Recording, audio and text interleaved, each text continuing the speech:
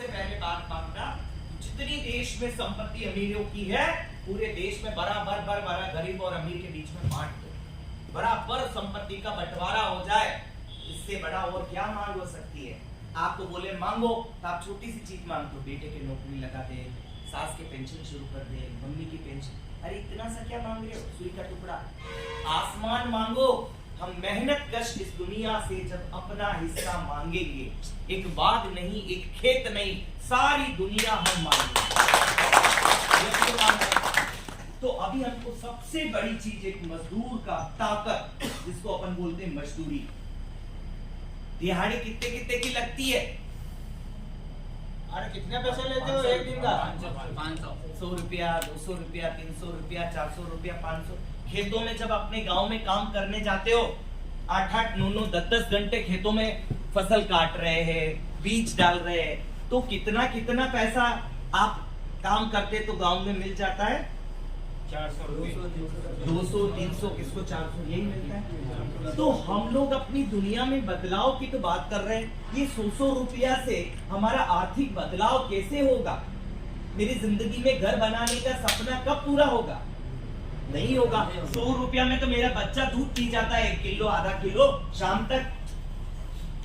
हाँ, आप दिल्ली में चले जाओ, 80-90 रुपए किलो तो दूध आ रहा है। तो वो फिर अगर 100 रुपया दिहाड़ी, 200 रुपया दिहाड़ी, तो उसका तो दूध ही 100 रुपए में चला गया। तो वो दाल चावल राशन किधर से लाएगा? कपड़ा किधर से लाएगा? और तो और हम सब लोग ऐसे भंवर जाल में फंसे हैं, मर गया तो बहारवा करना है, मृत्यु भोज लगाना है, दुनिया को जात जिमाना है। करते कि नहीं करते? मृत्यु भोज में जाके कर्जा लेते गांव में साहूकार की दुकान से, और फिर वहां से बंधुआगिरी का किस्सा और कहानी और चक्रव्यूह शुरू हो जाता है। गुलामी का चक्रव्यूह शुरू होता है। कर्जा पाटने के लिए, उतारने के लिए फिर हम शहरों में भागते हैं। बेटी का ब्याह कराना है, पैसा चाहिए, खर्चा करना है। पैसा तो हम 100-200 रुपए, 300 रुपए दिहाड़ी में हम कितना बचा लेंगे? तो ये जो छोटी छोटी बातें जिसको आप कह रहे हैं, ये छोटी बात नहीं है, ये तो बहुत मोटी बात है कि आखिर हम लोगों को आज दिन तक कोई सेविंग क्यों नहीं है? क्यों? क्योंकि गैर बराबरी है। हमारे घरों के अंदर अनाज के बड़े बड़े भंडार नहीं है, अमीरों के तो बड़े बड़े भंडार लगे हुए। क्यों? क्योंकि गैर बराबरी। हमारी जेबों में 150 से ज्यादा नोट नहीं है। क्यों? क्योंकि गैर बराबरी है। मेरी राशन की दुकान से मुझे राशन ही नहीं मिलता है, और मिलता है तो गाय और भैंस भी ना खाए ऐसा गेहूं और चावल मिलता है। क्यों? क्योंकि गैर बराबरी है। पैरों में जूते ढंग के नहीं, चप्पल ढंग की नहीं। क्यों? क्योंकि गैर बराबरी है। मेरी झोपड़ी कच्ची है। क्यों? क्योंकि गैर बराबरी है। मैं अपनी औरत को, अपनी बेटी को, बेटे को अच्छा कपड़ा नहीं पहना सकता। मैं किसी 5 स्टार होटल की तो छोड़ो, 1 स्टार होटल में खाना नहीं खिला सकता। क्यों? क्योंकि गैर बराबरी है।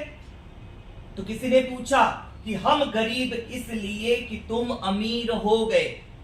क्या कहा? कि हम गरीब इसलिए कि तुम अमीर हो गए, और एक बादशाह हुआ तो 100 फकीर हो गए। कोई बादशाह नहीं बनेगा।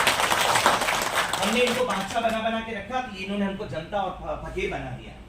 इसलिए हम चाहेंगे सारे बादशाह होंगे, कोई फकीर नहीं होगा, गरीब कोई नहीं होगा, सब अमीर होंगे। कब होगा? जब हम सब संपत्ति बराबर बांट दें।